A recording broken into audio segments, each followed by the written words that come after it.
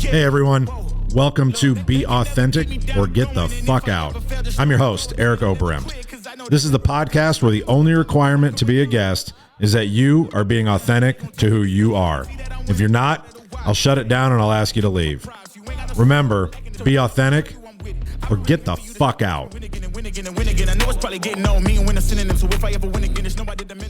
Hey everybody, Eric Oberembt here with Be Authentic or Get the Fuck Out. Excited about our podcast today.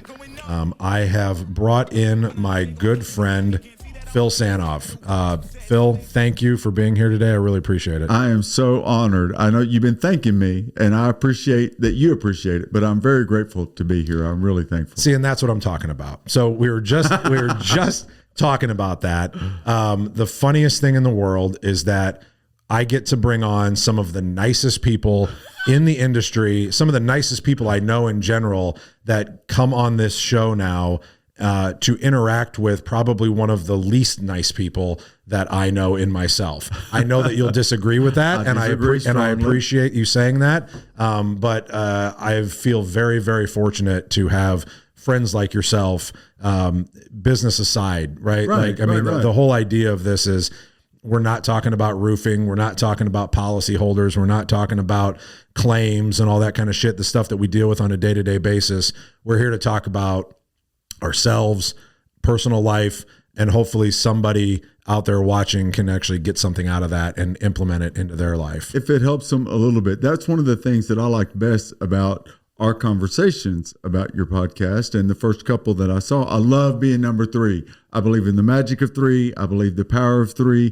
Anyone who knows me, hears me talk to juries, hears me give presentations, I'm always talking about to you, 3, 3, 3, magic of 3, power of 3. And so getting to be episode 3 is amazing. And you didn't tell me that. That's very interesting. It just worked out that way. You kept that one to yourself. I like that. That's really good. So how I like to kind of just get the conversation started. And again, and I'll tell the audience today, we have absolutely no plan. Right. I have absolutely nothing structured. Right. In the last one, I had to actually write down notes so that I didn't get, stuck and only talk for 10 minutes. But we have no script today. So we're just going to let it kind of naturally flow, see what comes up, see how long it goes. If it goes for an hour, great. If it goes for 30 minutes, that's fine too. But we could talk for 4 hours. Oh, easily. And we'll have to make that another trip. Correct. And we just see where this goes 100%. For content today. 100%. Perfect. So the first question that I always like to ask my guests is you're busy. Yes, sir. You've got a lot of shit going on. Yes, sir. You travel all over the country doing speaking engagements, educating, helping contractors and policyholders and everything. Why now? Why was it important for you to come and talk about what authenticity means to you? That is a great question, a great conversation starter. The first reason why now is because I love you. Thank you. And I know that this is an important part of your life. And if I'm able to, because of some of the important things in my life, a lot of people know my name. And a lot of people get my videos every morning and know my social platforms. And so in order to help your message get out and in order to get more people getting helped by you, I look forward to posting this link on my stuff and getting more exposure to people to be able to get the benefit of be authentic or get the fuck out. Right. And so it was important for me now. First reason, I love you and I want more people to get the benefit of you. The second reason is because I love how you love your family. And in my world, a lot of the personal development, self-improvement that I try to live and preach to others is you raise your standards by the people you surround yourself with. And so the more time that I get to spend around the people that lift me up, that make me better, the better it is for me. And you and I have talked a few times when we briefly have been able to see each other and talk, we got to spend more time together. And so that's reason number 2. The way you love your family means a lot to me.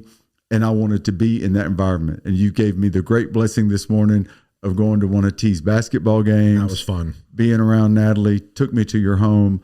And so I got everything that I needed for my life, my self-improvement, to lift me up from that little bit of time this morning. The third reason, I got to do everything in three. I was waiting. I knew it was coming. I just knew it'd be fun. Yeah. And I am really focusing on, I haven't focused enough on do things that are fun, do things that make you happy, celebrate you. And so this is fun for me. It's a Saturday. I've been on the road since Tuesday. Yep. I'll go on the road again Monday. I'm not, nothing's individual about me. Right. But it was important to me to have fun with my friend Eric. And so here we are. That. So real quick, we've got a couple people watching. We got Lexi and Tristan here. Tristan, would you mind grabbing me a piece of paper and a notepad? Because you say some things and I want to remember it to jump on it next. Okay. And I'm not writing it down. And then my mind goes to 97 different places. And I know that there's a couple of things that I wanted to kind of jump on with that. Remind me, what was your second thing? Was it was family and who you surround yourself with. Right. I think that that's so important. And I think that for people watching, there's that old saying of, you are the 5 people that you surround yourself with and all that. And I focus on that quite a bit. And a lot of my videos are who's in your circle. Yep. The quickest way to improve yourself is improve your circle. Yep. And so, I get some pushback from that. Everybody has value, this and that. Yeah. Great. I don't believe that. Okay. No. But for me in my house, it's the people you spend time with. Yeah. You shouldn't always be lifting everybody up. Yeah. You shouldn't always be the smartest person in the room. Correct. You shouldn't always be the person that is the only encourager, the only person motivating others to be better. Is that something you get? People say everybody has value. You should surround yourself with everybody because of that. I've gotten a little bit of pushback from Really? some people on that when you say that you're the product of the 5 people you spend the most time with. Yeah. And so that makes you choose who you spend time with. Doesn't everybody have value? Fuck no. And I say, well, everybody can choose to have value. Everybody can be deliberate about having value. But if that person is pulling me down, No. I ain't spending time with them. And they're not providing you value. Can't make me. No. Right. That's the most ridiculous thing I've ever heard. I'd like to meet those people and have a little I'd like to have them on the show. They wouldn't last very long. That would be a shutdown. Yeah. Right. Yeah. I wouldn't like so what I actually thought of when you said that, what I was wanting to write down, was I'll never forget this until the day I die. But when we met out in Denver at 2 meetings ago. Okay. When we were out in Denver and you walked up to me and grabbed me and you said, Eric, I just wanted to walk up to you and I wanted to tell you this, and I don't know how we're going to do it, but I want to figure out a way that we can spend more time together. You remember that? I do. And I've done a lot of shit and I've talked to a lot of people. I've never had anybody actually say those words to me, right? And I walked away from that and I walked up to Paul and I said, Paul, you're not going to believe what this crazy motherfucker said to me. That cracks me up. I said, he literally said these words. I go, and if there was anybody else in this room that would have walked up to me and said that, I would have called bullshit immediately. I go, the fact that it was Phil and the way that he said it, I go, I absolutely believe that he believes that. I go, that was 100% genuine, honest, and was amazing. And I wanted to thank you for that because there's not many people, like if somebody else said that to me, I would look at him and go, fuck you. Yeah. Like you're full of shit. You do, right. Yeah, or right, what do you right. want from me? Right. That's it. Okay. That's actually it. That's it. That's it. That It's really what is do you it. want from me? What is it that you think I can provide for you, whether it's monetarily or it's exposure or whatever it is, right? But when you said that, it was like, I was like, that fucker just wants to spend time with me. And I love that. And I want to spend time with him too. Like, that's you. amazing. Well, I appreciate you saying that. And let me clarify. I do want something from you. Well, I want you to make me better. I want you to make me, and you do, you make me want to be better. And so that ties into you're the product of the 5 people you spend the most time with. Yeah. Yeah. I think that's such a big thing. And I don't want to, we don't need to spend, a long time on it, Sure. but it's something that changed my life. When I realized that I wasn't being intentional about that. I've talked a couple of times on here about some of the different experiences that I've had kind of on this like personal growth journey, right, if you will. And during that first retreat that I went on with Taggart, with Sam, and we were stuck in the forest, right? You know, or on the river for 12 hours by myself, and I had a journal and all that kind of shit. That was the first, when you told that story the other day, was the first time I'd heard it. Oh, love really? You, Sam. We talk about you, and we both love you. Yeah, that was just an amazing experience. But one of the other exercises that we had to do was that we had to take out a notepad of paper and we had to write down every single person that we interact with on a daily, weekly, monthly basis. Oh, and every that's a great single exercise. Every single person, right? Down to your family, down to everything. Even if it's like, you know, once a month, right? You write every one of those people down, and then you would categorize them, which obviously sounds fucking horrible, but you would categorize them as, are they at your level, above you, or below you? Perfect. Right? And you'd give Sounds them, horrible. Sounds horrible, but you have to do it. You got to do it. And you'd give them a number value, right? So it was 1, 2, or 3. And when you got done, you'd tally them up and see where your numbers landed and see how many people you were spending time with that were at or above your level. And I got done with that exercise and I was like, oh shit.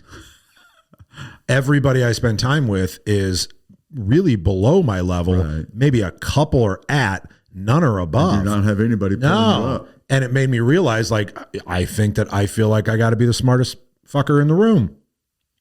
Maybe. Right. I didn't know exactly why. Right. Right. But, or it was just because I wasn't being intentional about finding those people. And see, I would say, to give yourself a little more credit, I would say it's that. Yeah. You know, you use the word intentional a lot. Yeah. I use the word deliberate a lot. We talked about Semantics. We'll talk about why I always say deliberately intentional. Yep. Maybe that if it comes up as part of this flow, but I think that it was not you subconsciously thinking you had to be the smartest fucker in the room. Right. It was just you not being intentional about always raising your standards. Yeah. And so now that you've got that mindset through being around Sam and the people that help mindset like that, now you're being more deliberate and intentional. 100%. Yeah. And it's definitely, and again, the reason that I'm talking about this is because I hope that somebody watching sees this and says, I need to make that list. Right. Like make the list. Like if you're watching this, you want an action step. That was feedback I got from Paul from my last one. So I need to add more action steps. Right. Step. So nice. Paul, this is for you. I'm making action steps. Get your piece of paper out. But you got, well, not Paul, but everybody else watching. Right. But you know, it was a big thing to make that list. And when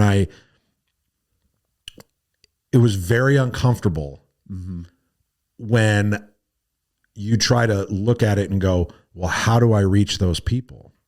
Right. Because then in the beginning, it's very forced, right? Because you almost have to call and be like, can we be friends? You know what I mean? Like, that's what you feel like. Like, obviously that's not what you say, right? But that's what you feel like. You feel like you're like this needy little boy that, you know, needs a friend. And I did that with a couple of people and I was like, hey man, can we just, let's go do something. Right. But what was cool about it is that once you become intentional about it and you go to these different events, and again, something we were talking about this morning at breakfast is that you go to these events or you go to these meetings or you go to some of these conferences and to meet people, but you go because you don't know what's going to happen when you're there. Proximity is king. You've got to be there to have the conversations, to build the relationships. Right. I can do anything by Zoom. You can do anything by Zoom. But when the opportunity reasonably presents itself to be in the room, better for us to all be in the room. Yeah, it's why I don't want to do these virtually. And I know that I'm going to be forced to, right? I understand that I'm going to be forced to. You know, I'm going to be in Cayman for a month and a half. I'm going to have to do some virtually. Well, actually, maybe I'll interview some people down there. Oh, how cool would that be? I'll do that. Sure. You know, I'll interview George. George, if you're watching, nobody's going to understand a word you say because you fucking speak broken Australian. But we'll interview George while we're down there. Right. But I'm not looking forward to having to do some of these virtually because I feel like you don't get the same connection. You don't get to have the same authentic conversations because just when you're with somebody, you can really feed off of kind of just that feeling, that vibe the vibe feeds and flows. And so the way that this is something I don't have a pad to write down. I don't need to write this down, but I've got to go back to something you said and something we talked about in the car on the way over here. So I asked you on the way, what are you reading these days? What good books are you reading? Because again, I don't remember if I learned that from Sam, but I got it somewhere. People who I know and love and trust and respect, I want to know what they're reading. What are they doing to get better? Maybe that's where it came from. Yep. And so I asked what you're reading, and you gave me the idea about a few books. And we talked about how I try to remember to bring a few hardback books with me on trips, but to be authentic so that I've always got something at my disposal. I've got my Kindle in the backpack that I can bring all of my 600, 700, 800 personal development books with me at any one time.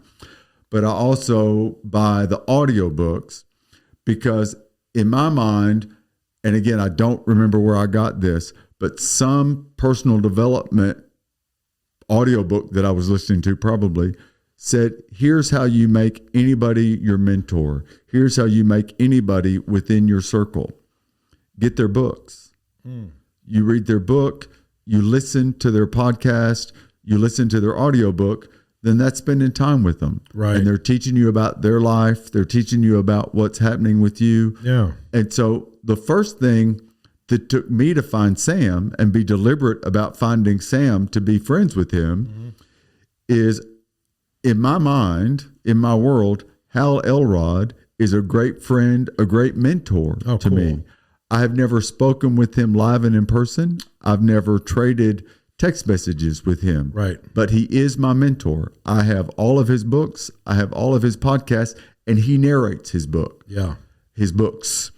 And so he's speaking to me when I'm listening to the audiobooks. We're having a conversation. People see me driving down the road talking. I may be talking back to someone that's mentoring me through my audiobook. So you're just batshit. And so, I'm not simply batshit crazy. I'm also being mentored and giving feedback to that. And so that's the reason I bring that up, is something to give to the audience. Yeah. We talk about you're the product of the 5 people you spend the most time with. One of the people I spend the most time with is Hal Elrod. And he doesn't even know it. One of the people I spend the most time with is retired Admiral William McRaven. He doesn't even know it. Right. Because I've constantly got their audiobooks in my head. And so I'm mentored and spending time with them, being influenced by them in that way. And so one of the takeaways, one of the action steps that people can get from this is, if you are not comfortable calling people up and saying, hey, I want to be your friend, let's do something. Thankfully, I was comfortable enough with you and we could just be deliberate, intentional to do it.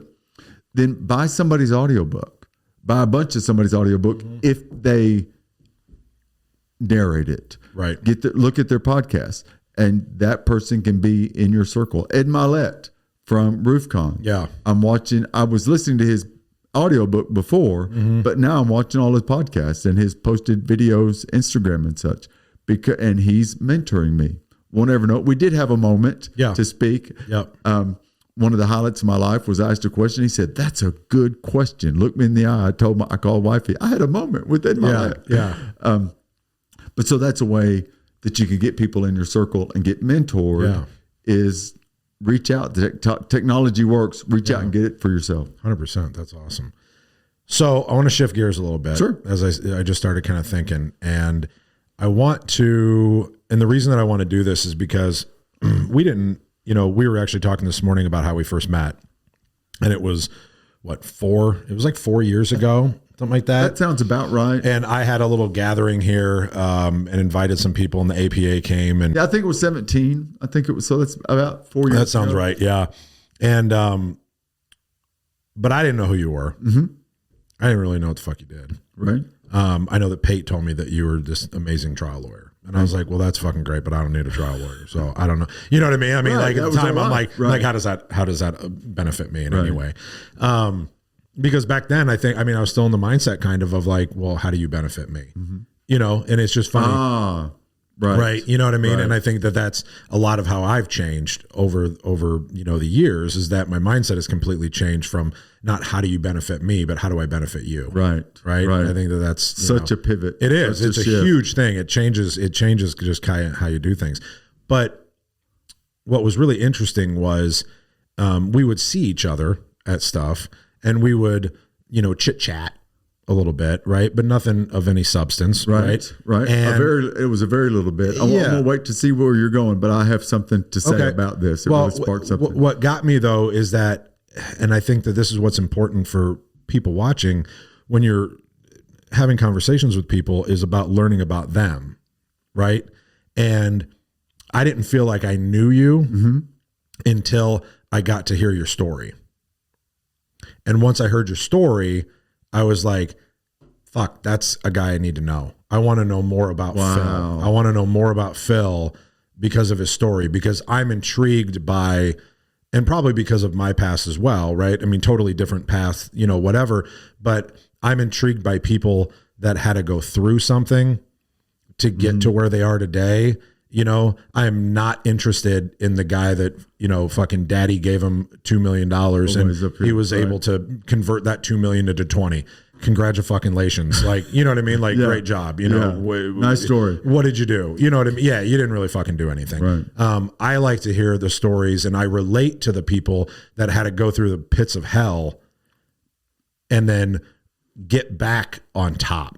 Or maybe never were on top, didn't even know what the fuck top looked like. But we come out on the other side. I mean, that's but we all don't. That I use. But we all don't. And there's so many of us that don't. Like in the recovery space alone, right? There's so many people that go get help, go get treatment, and just don't get it. Right? And they die. And I've got relatives like that, which is why I think drew me to you too, with knowing the authenticity of your passion for roofers in recovery. Right. And where can I bring value for that too? I mean, we haven't had that distinct conversation at all yet because I've not pushed it yet. Yeah. But I didn't mean to interrupt or change the flow, but this means a lot to me for you saying that. Well, and the reason that I say it is because, and I'm not asking you to do your hour speech or whatever, but I think that it's important for people watching, because I think that for people that are watching that don't know who you are, they might have the same thought process that I did in the beginning of like, well, who's this fucking guy? Oh, he's a lawyer. Right. What do I care? Right. You know what I mean? What do I care what he has to say? And I think that because when I heard your story, all of a sudden I really cared about everything that you had to say. Wow. And it changed my perception of you as a person, right? Because honestly, like, and just as a lawyer, a lot of times, like, especially guys like me, I generally don't like doctors and lawyers. Okay. It's a thing. And I think it's a blue collar thing, right? Where if somebody, this is kind of actually, I'll tell this story real quick. That ties in a lot to what I want to tell about me and you. I think doctors are even worse. Okay. Right. Like for whatever reason, for me, I have this like weird hang up with doctors because they put their title behind their name. I'm Dr. Bill, or I'm Dr. Bob, or I'm, whatever. Right. And I remember I was playing golf. I was playing in a tournament, and there's this doctor guy that was playing, and everybody knew him, and whatever. I'm not going to say not that he'd ever watch this, but I remember we met up, and he'd never talked to me. I'd been at this club for 15 years. He'd been there for 25, whatever, and we'd never talked to each other.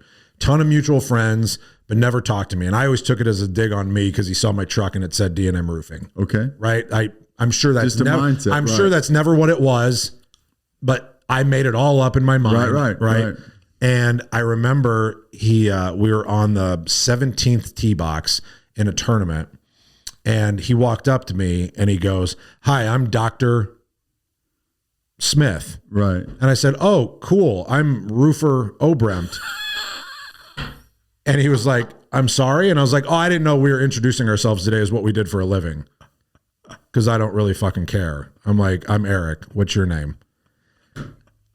So from then on out, he never said another word to me ever again. Okay, so that was either going to make it perfect or end it. Yep.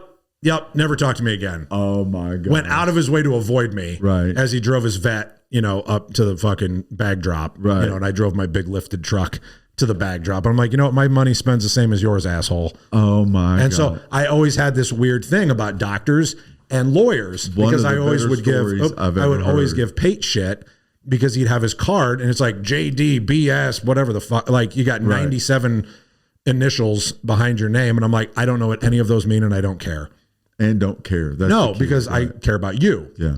I don't give a shit about what your title is. Nobody cares that I own a roofing company. Right. Right. You're Eric. Yeah. Right. Like that's how you form a relationship.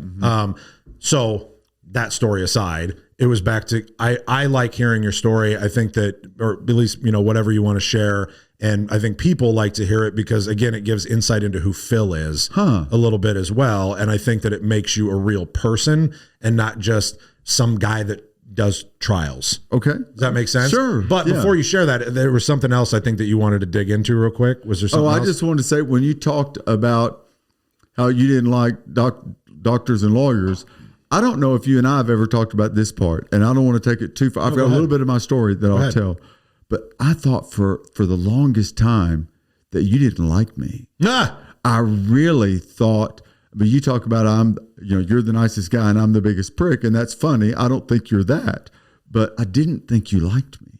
We'd be at the same events, traveling in the same circles, a lot of the same friends, but we didn't interact, and I wasn't fully. Back then, we met 4 years ago. We progressed to here we are now, but for the longest time, I simply didn't think you liked me. And so I had to start being, how was I going to be intentional and deliberate to see if he likes me? And if he doesn't like me, how can I get him to like me? And then because I really want to be friends with him, just seeing who you really, and you can sense who you really are and the quality of human being and caring for others. And then to tie that into, you talked about when I told the story is when you started hearing my story. Yep. And for the longest time, folks were saying, you need to tell your story. And the more comfortable I get being more vulnerable and telling more of the story changes because I tell more of it, and I'm able to subconsciously dig deeper and tell more of it.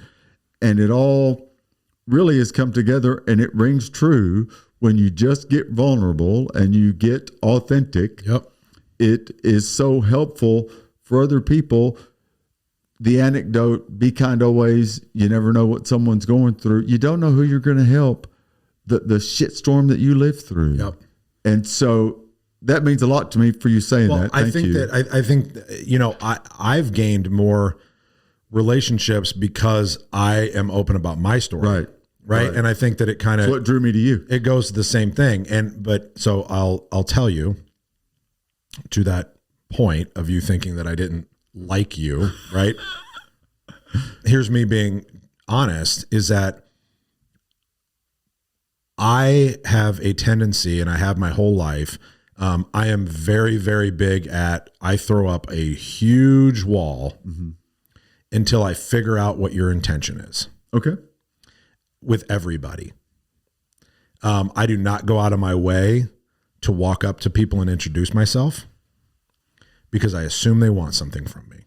It's literally something I've been working on the last 4 years of my life, is trying to get better at that. But I am the king of walls, and I built tall fucking walls. I put a crew on it, right? Build a wall like you build a roof. Yeah. I got masons on staff, you know, but I put up a really big wall, and I think it's just because my whole life, I didn't really trust anyone. And then as I started to gain a little bit more, money, really, right? Because at the end of the day, that's kind of what it all goes back to. When you meet new people, you figure out, what do they want? How much of my money do they want? Because it seems like it's always a transactional relationship. So when I go walk a floor at a conference, I'm like, oh, that fucker wants my money. that guy wants my money, that guy wants my money. You know what I mean? Right. And I understand that, like, I'm in the same business. Like, we walk around going, well, that guy has my money, that guy has my money. I need to figure out how to go get my money from that guy. He's got. Yeah. So, like, I understand, like, the ironic side of it. Yeah. Like, I get it. But because of that, I put up these walls, especially at conferences, because it's like walking down the street in Playa. You know what I mean? Right, like, I have cigars and, you know, like, everybody's fucking selling you something. Right. And I think it's the same thing. Which is where we always interacted. Correct. By and large. Correct. Where we saw each other. 100%. And so I was like, wall.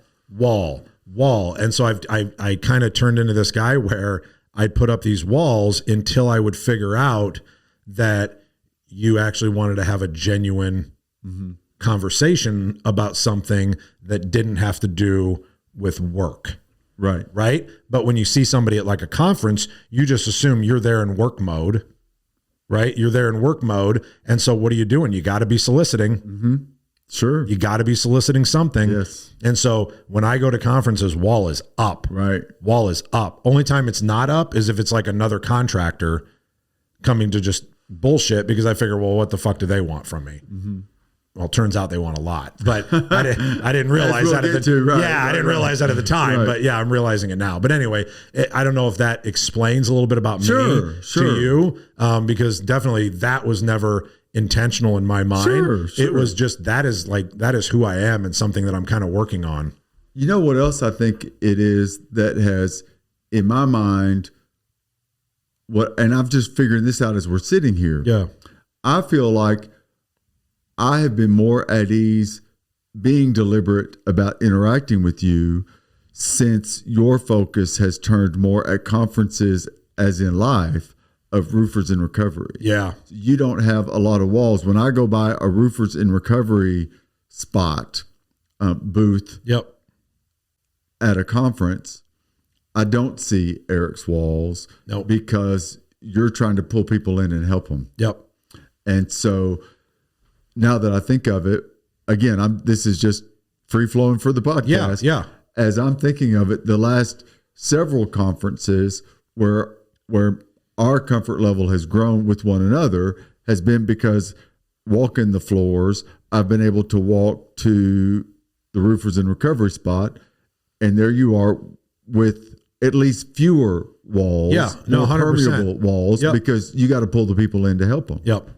And there's nobody there that wants my money. Right. Well, if they want your money, they want it because you're going to send them somewhere to try to get well. Correct. And I'm okay with that. And that's an all right way to want your money. Yeah. Right. And I think the passion you behind want that, to give them your money. Yeah. And the passion behind that, I think, really changes who I am too. Right. You know, it was funny. Tristan actually said something the other day after, I don't know if it was after a lunch and learn that we did. And I didn't realize it about myself, but like how much energy I get from speaking and educating. I never realized how much I actually enjoyed doing that. And like, I got done with the lunch and learn. I spoke for about 45 minutes, whatever it was. But like, you could tell I was in a different mood, right? Like the adrenaline or whatever it was, or the dopamine hit or whatever it was that did it. But like, a lot of guys get really tired after that, right? It drains them, it drags them, you know, whatever. For me, whatever reason, it does the opposite. And I think it's because when you get to do something that you're passionate about and that you believe in, it just raises you up that much. Well, and we're all responsible for the energy we bring into any space. Sure. And so for me, we've talked earlier today, I really love the conferences, the lunch and learns, making the presentations, giving the information that I believe in my heart is going to help people in whatever way, because I've gotten the feedback that, oh, that helps. There's this, there's that. And it's helped me that I have comparatively little original content. I take a lot of content from a lot of experts, a lot of consultants. We steal everything. And then make it my own. Try to give affirmation and cite folks when I can on what I took from them. But bringing the energy, because so many times people hearing, I'm not telling you anything you don't know. You give a speech, people, you know, okay, what are we going to do? Here we are. You've got to bring the energy, and then that gives me energy, because it's not only something that I know I'm responsible for the energy in the room, but it energizes me to do it. It's something that I get a lot of self-affirmation from. And as we talked about, that's the piece that I really enjoy doing if it's daytime and conferences, and I'm giving those presentations like that. Yep. And I sense that from you. So I get it completely that that's where you get the hit, that you're energized and coming it's from exciting. it. Yeah, it's exciting. So, Phil, I think we are going to have to wrap up part 1 here today. Really look forward to continuing this conversation with you. And I hope that everybody out there decides to tune into part 2 when we decide to take some time here next and talk about your story. So we're going to wrap up the first part. And as we close every show, be authentic and get the fuck out. I never quit, 'cause I know that every loss may lead to another win. I'm going up.